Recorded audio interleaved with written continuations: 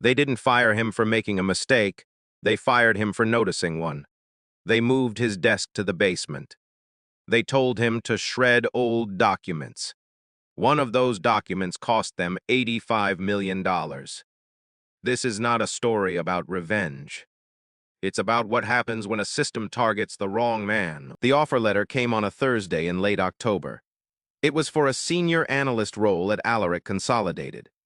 The salary was good. The benefits were standard. Leo accepted without negotiation. He started on the first Monday of November. His manager was a director named Miranda Thorne. She was in her late 40s. She wore expensive silk blouses. Her office was all glass and polished steel. She greeted him with a thin smile. She said his role was critical. She said he would report directly to her. She handed him a laptop and a security badge. Then she turned to her monitor. The meeting was over. His desk was in a pod of 4. It was far from the windows. The other analysts were younger. They avoided eye contact. They were busy. Leo spent his first week reading old reports. He studied the company's holdings. Alaric owned logistics warehouses. It owned data centers. Its structure was complex. It was a maze of subsidiaries. Miranda gave him his first task on Friday. It was a data reconciliation project. The files were a mess. The spreadsheets had no labels. The numbers did not match the ledgers. Leo asked for the source documents. Miranda said they were lost in a migration. She told him to do his best. She said it was a test of his ingenuity. He worked through the weekend. He built a new mapping system. He found patterns in the chaos. He produced a clean report. He emailed it to Miranda on Monday morning. She did not reply. He saw her at the coffee station later. She said the report was adequate. She said she expected faster turnaround next time. 2 weeks later, she called him into her office. She told him the CFO needed a forecast model. It was for a board presentation. She said it was urgent. She gave him a thumb drive. It contained 5 years of financial data. She said the model needed to be built by Friday. She said this was his chance to prove his value. Leo opened the files that night. The data was contradictory. Revenue figures changed between files. Expense categories were blurred. He traced one line item back to its origin. It was a payment to a vendor called Vanguard Systems. The amount was significant. The description was simply consulting services. He checked the vendor master list. Vanguard Systems was not on it. He searched the internal network. He found one reference. It was in an old email archive. The email was from Miranda to accounting. It authorized the setup of Vanguard as a vendor.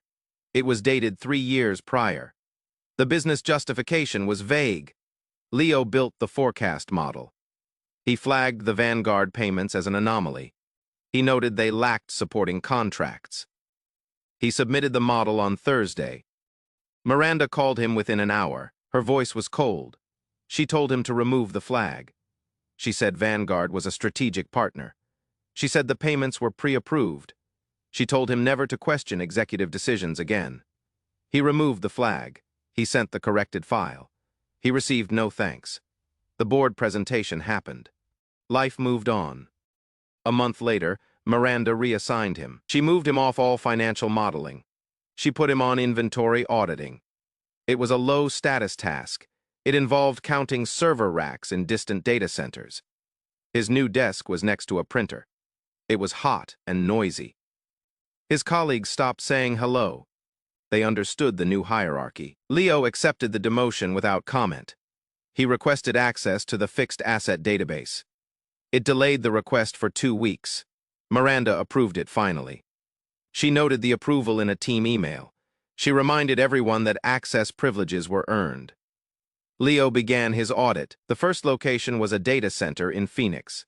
The schedule said it had 500 servers. The physical count revealed 482. 18 servers were missing. Their asset tags had been deactivated in the system. The deactivation date was 9 months ago. The authorizing manager field was blank. He filed his discrepancy report. The facility manager was annoyed. He said the servers were probably recycled. He said paperwork was not his priority. Leo asked for the recycling certificates. The manager said he would look for them. He never sent them. Leo escalated the issue to Miranda.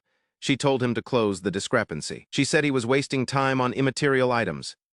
He closed the discrepancy. He moved to the next location. It was a logistics warehouse in Ohio. The inventory was forklifts and scanning systems. The count was off by 3 forklifts. Their serial numbers were still active in the system. Their last logged location was this warehouse. But they were not there. Leo dug deeper. He pulled the maintenance logs for the missing forklifts. The last service was performed by a company called Peak Maintenance. The invoice was for a full engine overhaul. The date was 6 months after the forklifts disappeared from the warehouse. He checked the vendor file for Peak Maintenance. Its address was a residential apartment in Cleveland.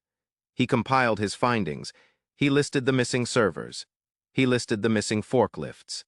He attached the suspicious invoice.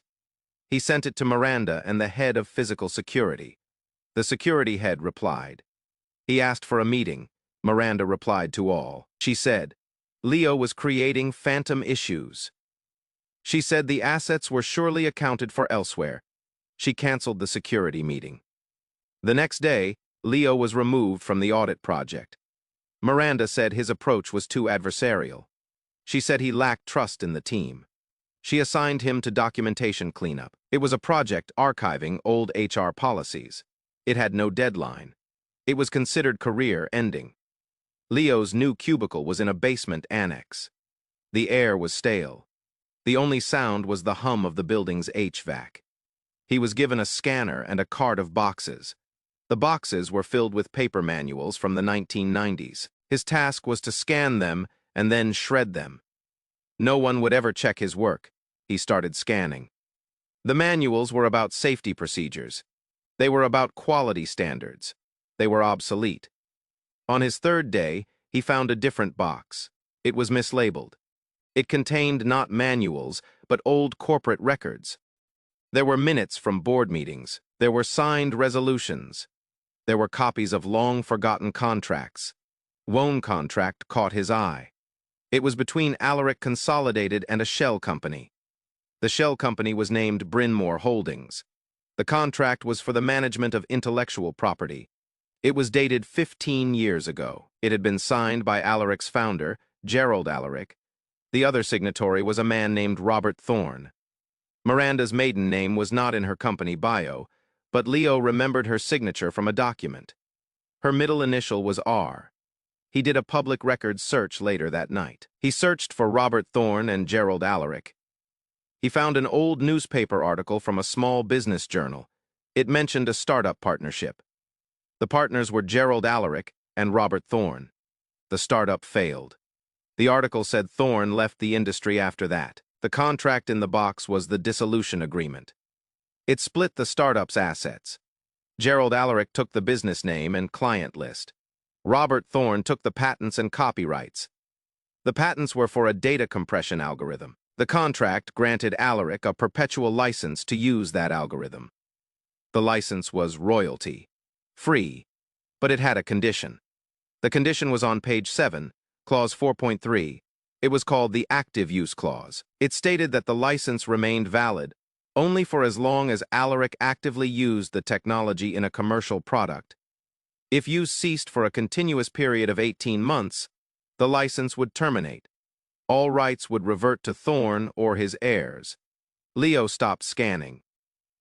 He looked at the date on the contract. It was signed 15 years ago. He thought about Alaric's current products. He thought about their data center services. Their marketing touted proprietary efficiency tools. He needed to know if those tools used the old algorithm. He could not access product source code that was far above his clearance, but he could access product manuals. He spent the next week reading technical documentation. He found what he was looking for in an old white paper. It was for a product called Alaric Streamline. The product had been retired 2 years ago. The white paper described its core technology. It referenced the patented Thorne-Alaric compression method. The current flagship product was Alaric Nexus. Its documentation made no mention of compression. It talked about cloud integration. It talked about analytics. Leo searched internal bug reports. He searched knowledge base articles. He found a trouble ticket from 9 months ago. A customer asked if Nexus supported the legacy streamline compression. The engineering reply was clear. It said all legacy compression was deprecated. It said Nexus used a new industry standard method. The license had a condition. Use had to be active. The last product using the technology was retired 2 years ago. The license could already be void. No one seemed to know. The contract was in a box in a basement. It was meant to be shredded. Leo did not take the contract. He scanned every page. He saved the scans to a private, encrypted cloud drive. He then finished scanning the HR manuals.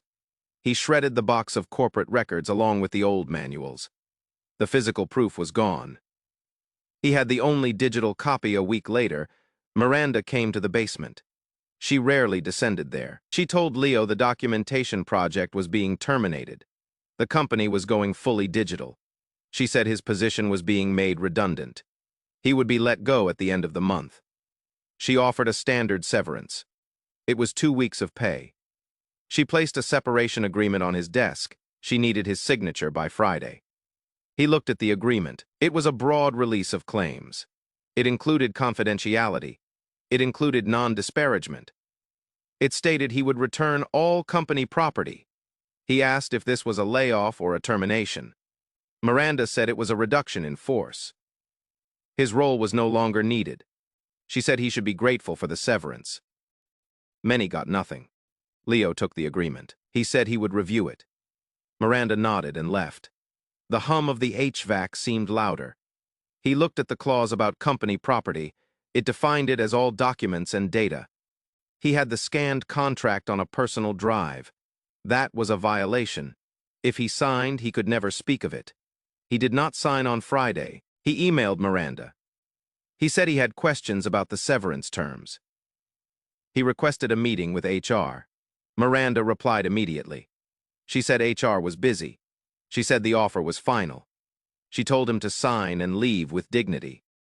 He replied that he would need legal advice before signing any release. He cited his right to consult an attorney. The following Monday, a security guard escorted him from the building. His laptop was taken. His badge was deactivated. He was given a box for his personal items. The guard watched him pack. He was walked to the lobby. The guard said goodbye. The automatic doors closed behind him. It was raining. He stood on the sidewalk with his box. The severance agreement was unsigned in his email. He was now officially terminated. He did not go home. He went to a library. He used a public computer. He accessed his encrypted drive. He downloaded the scanned contract. He printed it at a print shop. The pages were crisp and clear. The signatures were legible. He placed them in a simple folder. He needed to understand the current state. He needed to confirm the technology was not in use. His access was gone. He had to work from the outside. He reviewed Alaric's latest product specifications. They were available on their website. There was no mention of proprietary compression.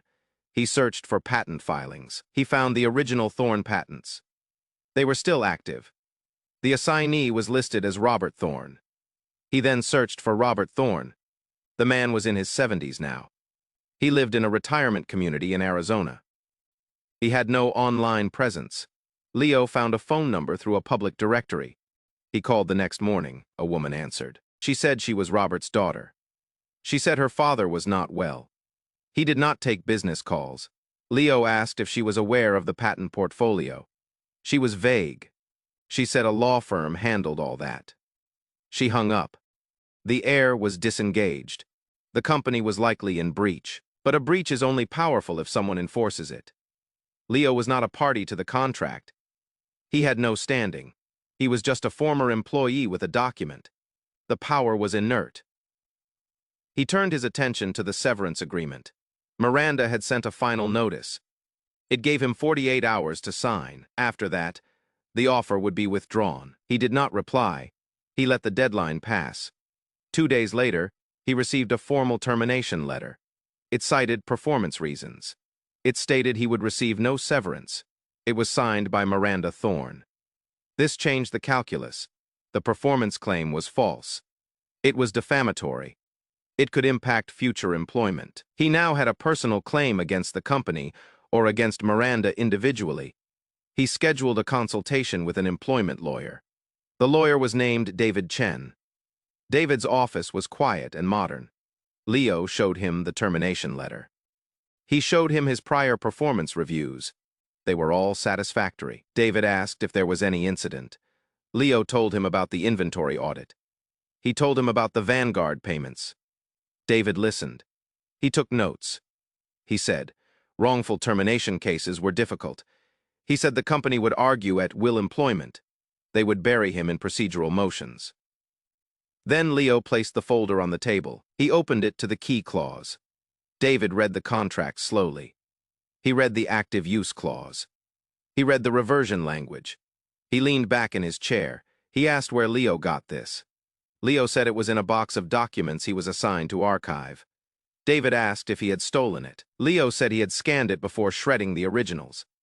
David was silent for a long moment. "This is not an employment case," David said. "This is a corporate governance issue. It is a material contract. Its breach could represent a massive liability.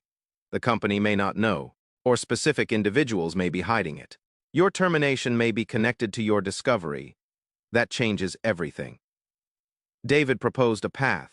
They would not sue for wrongful termination. Not yet. They would make a protected disclosure. They would send a letter to the company's general counsel. The letter would not threaten. It would simply state facts. It would note that a former employee, during lawful work, discovered a potential lapse in a key license. It would offer to provide the document. It would be framed as an act of good faith. It would protect Leo from a defamation claim. They drafted the letter together. It was 3 paragraphs. It was dry and legal. It referenced the Alaric agreement. It referenced clause 4.3. It noted the apparent discontinuation of the related product. It suggested the board might wish to review the matter. It was addressed to the general counsel, Marcus Vance. Leo signed it. David sent it by certified mail. He also sent a copy to Miranda Thorne. As a courtesy, the letter said, the reaction was not immediate. A week passed. Then Leo received an email. It was from Marcus Vance's executive assistant. It requested a meeting. The meeting was set for the following Tuesday. It was to be held in the company's legal department. Leo was to come alone. David advised him to go. He said to listen, not to speak. He said to reveal nothing without legal counsel present. Leo arrived at Alaric's headquarters. He was given a temporary pass. He was escorted to a small conference room. It was not the legal department. It was in the finance wing.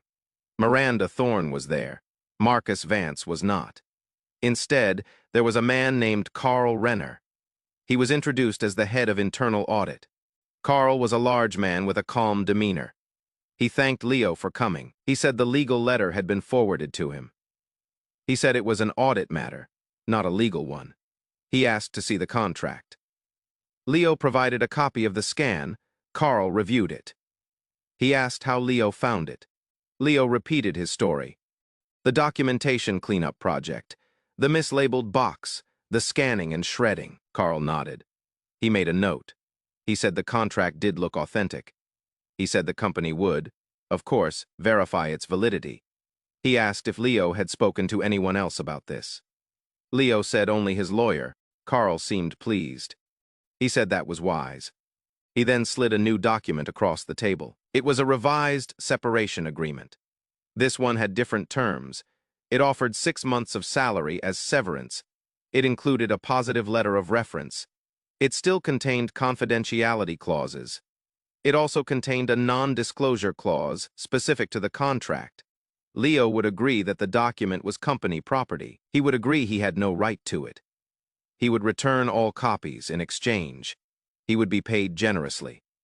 And the performance termination would be erased from his record. Carl said it was a good deal. He said it would make the problem go away for everyone. He said fighting the company would be expensive and painful. He implied it would be career ending. Leo asked if Miranda agreed to these terms. Miranda had not spoken. She stared out the window. She said it was a standard settlement. She said he should take it. Leo picked up the agreement. He read the specific clause about the contract. It stated he acknowledged the company's sole ownership of all intellectual property referenced therein. He would cease all claims or assertions regarding its validity or enforcement. He would assist the company in recovering any copies. Signing it would neutralize the document forever. He told Carl he needed to consult his lawyer. Carl said that was fine, but he gave a deadline. He said the offer expired at close of business tomorrow. He said the company needed to resolve this discreetly and quickly. Leo took the agreement. He left the building. The temporary pass was collected at the door. He met David that afternoon. David read the new agreement. He said it was a trap. The clause was a surrender of all rights. It would also likely waive any future whistleblower protections. The payment was a lure. They want you to sell your silence, David said. The speed of the offer tells us one thing. They are afraid, but they are not afraid of you. They are afraid of someone else finding out. Who? Leo asked. The board, David said, or shareholders. A material contract lapse is a reporting failure. It is a control failure. The audit committee would have to investigate. Carl Renner is head of internal audit. His job is to find these problems. But he is trying to bury this one. That means his boss, the CFO, or maybe even the CEO, does not know. So what do I do? Leo asked. You do not sign, David said. You force the issue into the light, but you cannot do it yourself. You need a channel. They cannot ignore. What channel? A regulatory filing? David said. The SEC requires disclosure of material contract risks. If the license is void, the company's products might infringe on the patents.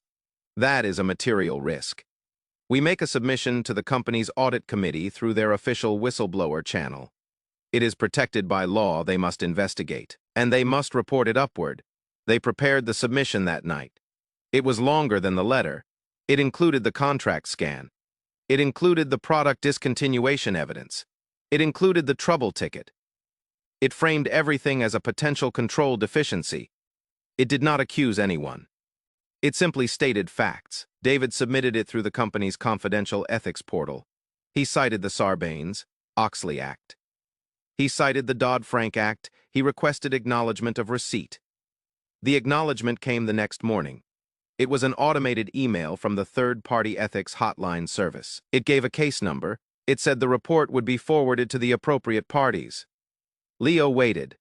The deadline for Carl's settlement offer passed. He did not respond. 4 days later, his personal phone rang. The number was blocked. He answered. It was Carl Renner.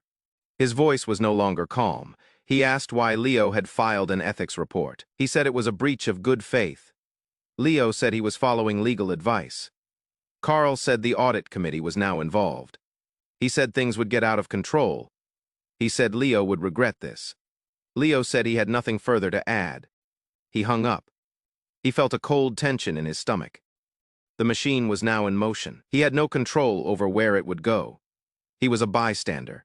He had simply reported a fact. The consequences belonged to the company. A week later, he received a formal letter from Alaric Consolidated. It was on legal letterhead. It was from Marcus Vance, the general counsel. After all, it stated that the company had initiated a review of the matter. It stated that Leo was required to preserve all documents. It also informed him that the company was placing a legal hold on his former email account and work computer. It was a standard litigation procedure. It meant they were preparing for an internal investigation. The letter had a curious footnote. It said the review would be overseen by the audit committee of the board of directors. It said the committee had retained an outside law firm for independent counsel. The firm's name was Sterling and Graft. They were known for internal investigations. This was significant. Internal audit was not running the show. The board had taken it away from them. Carl Renner was now a subject of the investigation, not its manager. Miranda Thorne would be as well. The pressure was shifting, but it was still contained within the company's walls. The external world saw nothing. Alaric's stock price was steady. There were no news stories. The silence was deep. Leo checked the patent office database again. The Thorne patents were still there. He noticed something new. There had been a change in the correspondence address. 2 days ago, it was updated. The new address was for a law firm in New York. It was not the firm that had handled it before. Someone was moving. But who? Robert Thorne was ill. His daughter was disinterested. Who had the authority to change the address? He called the law firm listed. He posed as a potential licensee.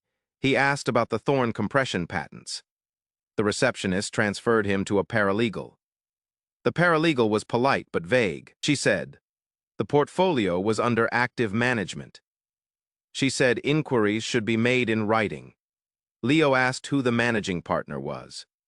She said all inquiries should be in writing. She hung up. The patents were being stirred. Someone was preparing. It was not him. He only had the contract. He did not own the patents. Someone else did. And that someone had just hired an aggressive New York law firm. The timeline was suspicious. It followed his ethics report by days. Information was leaking from Alaric. The board's independent investigation had a hole. Someone inside was talking to the patent owner. Or perhaps the patent owner was already inside. Leo received a summons. It was not a court summons. It was a request for a deposition. It came from the law firm Sterling and Graft.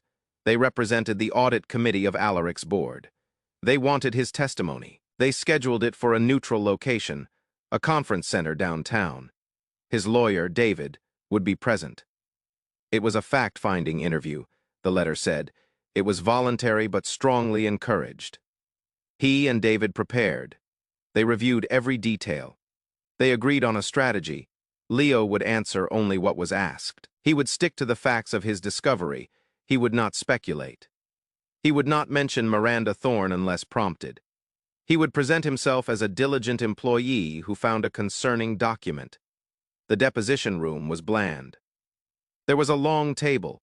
A court reporter sat in the corner. 2 lawyers from Sterling and Graft were present. One was a senior partner named Amanda Clark. She was in her 50s, with sharp eyes and a measured voice. The other was a younger associate taking notes. David and Leo sat across from them. Amanda began with pleasantries. She thanked Leo for coming. She explained the process. The goal was to understand the facts. This was a privileged investigation for the board. The recording was for accuracy only. She started with his employment history. She asked about his hiring, his duties, his reassignments. She was thorough but not hostile.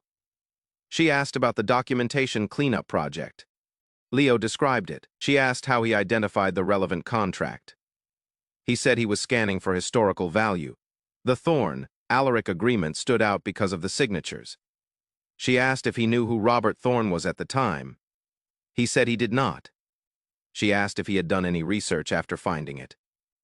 He said he had done minimal public research to understand the context. She then turned to his audit work. She asked about the inventory discrepancies. She asked about the missing servers and forklifts. She asked about the vendor peak maintenance. She had the reports he had filed. She asked why he thought those issues were connected to the contract. Leo said he did not initially connect them. He said they were separate instances of poor controls. Amanda paused. She reviewed her notes. She then asked a direct question. Did you believe Miranda Thorne was attempting to silence you? David objected on the grounds of speculation. Amanda rephrased. Did any of Miranda Thorne's actions lead you to believe she wanted to limit your investigation? Leo answered carefully. He said her reassignment of him after each finding indicated she did not want those issues pursued. The questioning moved to the severance agreements. Amanda had both offers, the initial one and Carl Renner's revised offer. She asked why he refused to sign. He said the first offer was insufficient. He said the second offer contained clauses he could not accept on legal advice. She asked what concerned him about those clauses. He said they required him to surrender all rights related to the contract he discovered. He believed that was not appropriate. Amanda nodded. She then asked a question he did not expect. She asked if he had any contact with Robert Thorne or his representatives. Leo said no. He had called once but spoke only to the daughter. She asked if he had contacted the law firm that now managed the patents. He admitted he had called, posing as a potential licensee. Amanda made a note. She did not seem surprised. The deposition lasted 3 hours. At the end, Amanda thanked him. She said the committee appreciated his cooperation. She said they might have follow-up questions. She handed him a confidentiality notice. It bound him not to discuss the details of the deposition. He signed it. It was standard. As they were packing, Amanda spoke again, off the record. She told David she wanted to share something. As a professional courtesy, the investigation was broader than the contract. They were looking at certain vendor relationships. They were looking at asset misappropriation. The contract issue was a catalyst, but not the core. She said Leo should be prepared for a long process. She also warned him that other parties were now involved. The patent law firm in New York had sent a notice of inquiry to Alaric. They were asking pointed questions about the license. David asked if that was a result of Leo's ethics report. Amanda said the timing suggested a leak, but the source was unclear. The board was treating the leak as a serious breach. Someone inside was attempting to manipulate the situation. The stakes were escalating. Leo left the conference center. The city outside felt distant. He was a pawn in a game he barely understood. The real players were the board, the patent owner, and whoever was leaking information. His role was almost over. He had provided the spark. The fire was burning on its own. 2 weeks later, Alaric Consolidated filed an 8K form with the SEC. An 8K reports material events. This one was brief and vague. It stated the company's audit committee had initiated an independent investigation. The investigation concerned certain historical contracts and related internal controls. It stated the company was cooperating fully. It stated there was currently no impact on financial statements. The stock price dipped 2% on the news. It was a minor tremor. Leo monitored the filings. He saw another document a few days later. It was a Def 14A, the proxy statement for the annual shareholder meeting. He scrolled through the routine items, election of directors, ratification of auditors. Then he saw a new proposal. It was submitted by a shareholder. The proposal requested a report on the company's procedures for safeguarding intellectual property licenses. It was a direct response to the 8K. Someone was keeping the pressure on. The shareholder was a small investment firm he had never heard of. Its name was Bryn Mawr Capital, LLC. Leo remembered the name Bryn Mawr. It was the shell company from the old contract. Bryn Mawr Holdings had been the party that took the patents. Bryn Mawr Capital was likely a related entity. The patent owner was not passive. They were using shareholder tools to probe the company. The annual meeting was scheduled for 6 weeks away. The board would have to address the proposal. They would have to answer questions. The quiet investigation would become a public discussion. The board would not want that. They would seek to settle. He was correct. A week before the meeting, Alaric filed another 8K. It announced the company had reached a memorandum of understanding with the holder of certain intellectual property rights. The MOUP was to clarify the terms of a long-standing license agreement. The company stated it believed the license remained valid and in effect, but it was entering into good faith discussions to resolve any ambiguity. The stock price stabilized. This was a classic corporate maneuver. A memorandum of understanding is not a settlement. It is an agreement to talk. It buys time, it calms investors, it tells the world the problem is being managed. Behind the scenes, the fight would be fierce. The New York law firm would be demanding a huge payment. Alaric would be resisting.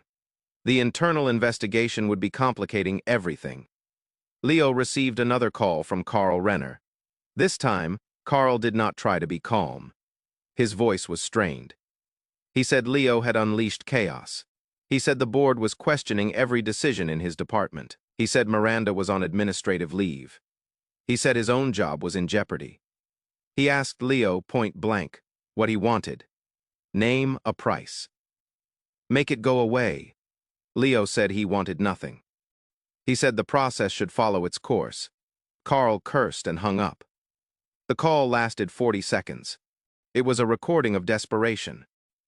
It was also an admission. The internal audit function was compromised. Carl was part of the problem Miranda had created. David advised him to document the call. Leo wrote down the date, time, and summary. He saved it with his other records. He was building a file he did not know what for. It was just a habit now. The day of the shareholder meeting arrived. It was a virtual meeting. Leo logged in as a guest. He watched the webcast. The CEO gave a bland presentation. The CFO discussed financial results. Then they opened the floor for proposals. The Bryn Mawr Capital proposal was read. The board recommended voting against it. They said the move made the report unnecessary. They urged shareholders to trust the board. Then a man spoke. He identified himself as a representative of Bryn Mawr Capital. His voice was clear and cold. He did not talk about the proposal. He asked a direct question. He asked the board to confirm the last commercial product that used the Thorn compression technology. He asked for the date it was discontinued. He asked if the board had been advised of the active use clause in the original agreement. There was a long silence on the webcast. The CEO said the question was beyond the scope of the meeting. He said it related to ongoing legal discussions. He said he could not comment. The man from Bryn Mawr thanked him. He said the silence was noted. Then he disconnected. The meeting moved on. The proposal was defeated. The board won the vote, but they had lost something else. They had revealed their fear. They had refused to answer a simple factual question in front of shareholders. That refusal would be remembered. After the meeting, the talks broke down. Alaric filed another 8K. It stated the discussions had terminated without agreement. It stated the company was evaluating its legal options. It stated the matter might result in litigation. The stock price dropped 5%. The next filing was the one Leo had been waiting for. It was a lawsuit.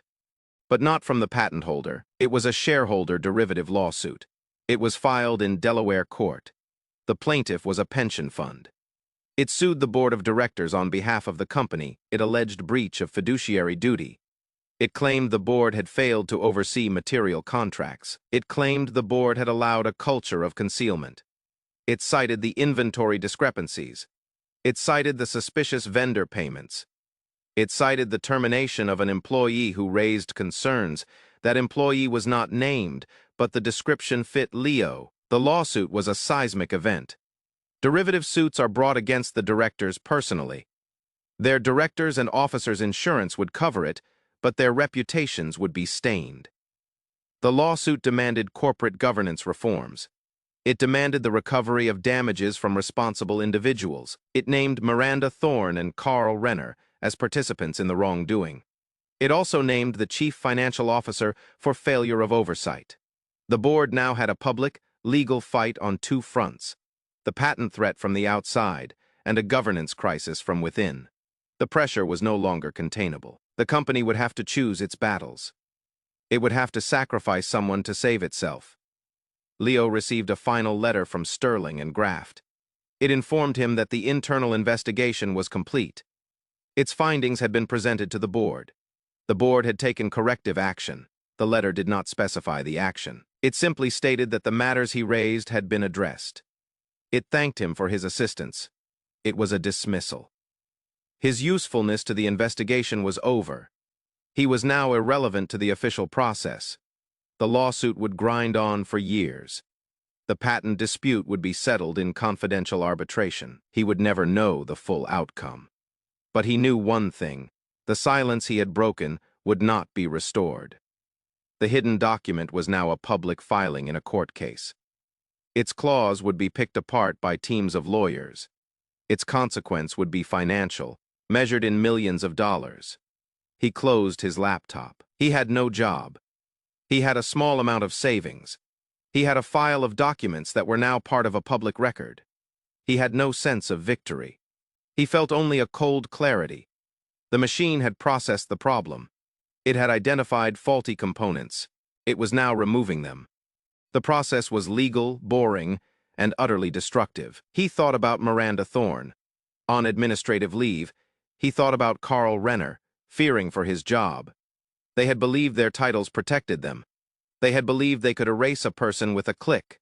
They were correct, for a time, but they could not erase a clause in a contract. They could not erase the logical consequence of a broken rule. Their protection was an illusion. The real power was in the system itself, and the system, once triggered, was indifferent to titles. It was only following procedure. The shareholder derivative lawsuit triggered a mandatory response. The board formed a special litigation committee. This committee was comprised of 2 independent directors. Their task was to investigate the claims and decide if the lawsuit was in the company's best interest. This was a standard delay tactic, but it also forced a deeper internal review. Leo heard nothing for months. He found contract work with a small consulting firm. He did not list Alaric on his resume. He used David as a reference. The work was mundane. It paid the bills. He followed the case docket online. The legal filings were dense. They revealed little. The story had moved into sealed chambers and privileged reports. Then, a news article appeared in a financial newspaper. It was a short piece in the mergers section. It reported that Alaric Consolidated had entered exclusive talks to sell its data center division. The division was a major part of its business. The potential buyer was a private equity firm. The article cited anonymous sources. They said the sale was to raise capital for a potential settlement. The stock price jumped 7% on the news. The market liked decisive action. A sale of that magnitude required shareholder approval. It also required regulatory review. It would take many months. But the intent was clear. Alaric was preparing to pay. They were liquidating a crown jewel to cover a liability they had forgotten existed. The Special Litigation Committee completed its work. They filed a motion with the Delaware court. They moved to dismiss the derivative lawsuit. They argued the committee had conducted a thorough investigation. They argued the company was already taking corrective action. They argued that further litigation would harm the company. The motion included a summary of the committee's findings. The summary was public. Leo read it. The language was careful. It stated the committee found evidence of control failures in the procurement and asset tracking functions. It stated certain employees had exercised poor judgment. It stated those employees were no longer with the company. It did not name them. It stated the board had strengthened oversight policies. It made no mention of the patent license. That issue was treated as a separate commercial matter. The lawsuit was not dismissed immediately. The judge took the motion under advisement. The plaintiffs argued the committee was not truly independent. They argued the promised reforms were insufficient. The legal stalemate continued, but the public narrative shifted. The company was now seen as addressing its problems. The board had contained the bleeding. A week later, Alaric issued a press release. It announced the departure of its chief financial officer. The departure was effective immediately. The release said the CFO was leaving to pursue other opportunities. It thanked him for his service. It announced an interim replacement from within the finance team. It was a graceful, staged exit. There was no mention of the investigation. Everyone in the industry understood. The CFO had taken the fall for the control environment. He was the sacrifice to the shareholders. Miranda Thorne's name never appeared in any release. Carl Renner's name never appeared. Their exits were quiet and total. Leo checked LinkedIn after a time. Miranda's profile was gone. Carl's profile showed him as self-employed. His headline read, "Independent Consultant." Their careers at that level were over. They would not be hired as executives again. The professional silence was absolute. The patent dispute reached its conclusion. Alaric filed a current report, N8K. It announced a definitive settlement agreement with Bryn Mawr Capital. The terms were confidential, but the financial effect was disclosed. Alaric would make a one-time payment of $85 million. It would also pay a reduced royalty for the next 5 years for any future use. The company stated the settlement removed uncertainty. It stated the license was reaffirmed. It was a clear loss disguised as a resolution. $85 million, plus the cost of selling the data center division, plus the legal fees, plus the reputational damage, all stemming from a single page in a forgotten contract, all triggered by an employee who was told to count forklifts. The derivative lawsuit was dismissed a month later. The judge accepted the special committee's recommendations. The plaintiffs received nothing. Their lawyers received a fee award from the company. It was a standard arrangement. The governance reforms were instituted. A new chief compliance officer was hired. The board updated its committee charters. The matter was officially closed. For Alaric, it was a costly but survivable event. The company moved on. For the individuals involved, it was a terminal event. Their professional identities were erased. Leo thought that was the end. The balance sheet had settled. The score was tallied. He was wrong. A year after his termination, he received an envelope. It was thick and formal. The return address was a law firm he did not recognize. He opened it. It was a subpoena. He was commanded to give a deposition in a new case. The case was not against Alaric. It was Faithorn v. Thorn Fay. It was a civil suit in Arizona. Robert Thorn was suing his daughter. He was also suing the trust that held his assets. The complaint alleged fraud and mismanagement. It alleged the daughter had conspired with others to sell the patents for less than their value. It alleged she had been influenced by secret payments. Leo was confused. He had no connection to the Thorn family. Then he read the attachment. The subpoena demanded all documents and communications related to the Thorn-Alaric license agreement. It specifically named him as a third party who may have triggered the chain of events that revealed the alleged fraud. The law firm representing Robert Thorn was the aggressive New York firm. They were using Leo's discovery as part of their evidence. They were arguing that the daughter's rush to settle with Alaric was an attempt to cover up her own self-dealing. They claimed she had received a hidden consultant fee from Alaric years ago, routed through a vendor called Vanguard Systems. Vanguard Systems, the vendor from Leo's first forecast model, the one Miranda had told him never to question, the pieces locked together with a cold, logical click. The daughter had connections. Miranda had authorized payments to a vendor linked to the daughter. Those payments were the hidden influence. The patent owner's heir was compromised. That explained why the patent had lain dormant for so long. That explained the sudden change in the patent correspondence address. The daughter was making moves. Leo's ethics report had forced everything into the light too quickly for her.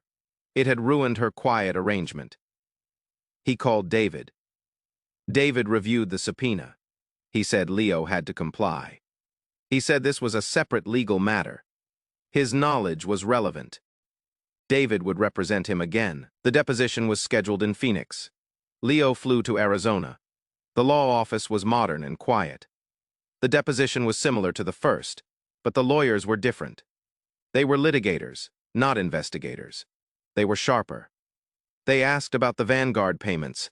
They showed him the email he had found years ago. The one from Miranda authorizing the vendor setup.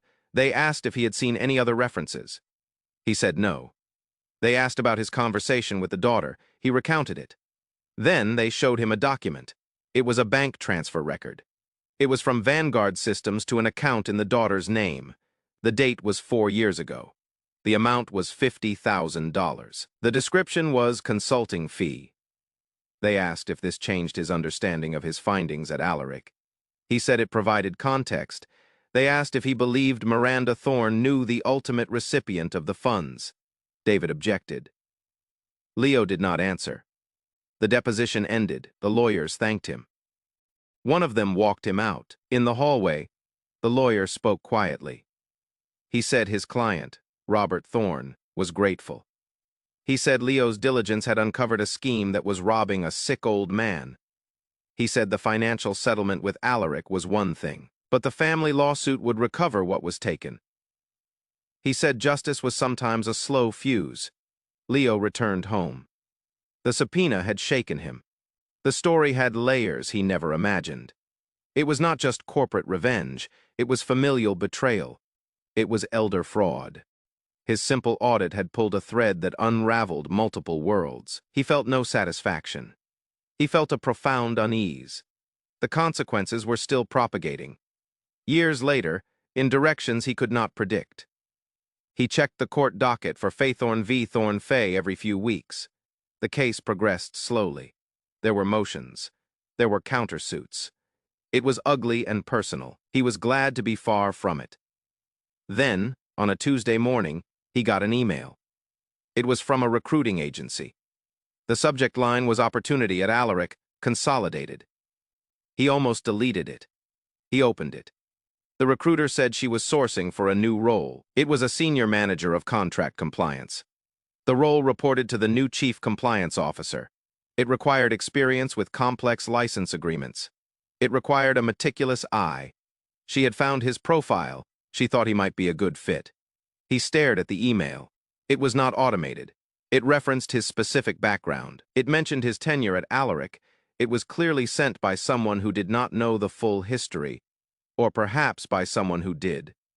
The irony was perfect. The company that had ejected him now wanted to hire him back to fix the very problem he had exposed. It was not an offer of reconciliation. It was a transaction. They needed his skills. His history was irrelevant. He archived the email. He would not go back. That chapter was closed. The machine had processed him. It had no memory. It had no grudge. It simply had a need. He understood that now. The corporate organism was immoral. It consumed and shed people as required. His revenge was never personal, because the antagonist was never a person. It was a flaw in the system. He had merely reported the flaw. The system's own logic had done the rest. He closed his laptop. The room was quiet. He had his contract work. He had his small, orderly life. The vast, silent machinery of corporate consequence continued to turn without him. It had taken his document, his findings, his ethics report, and had converted them into financial losses, career terminations, legal settlements, and family lawsuits.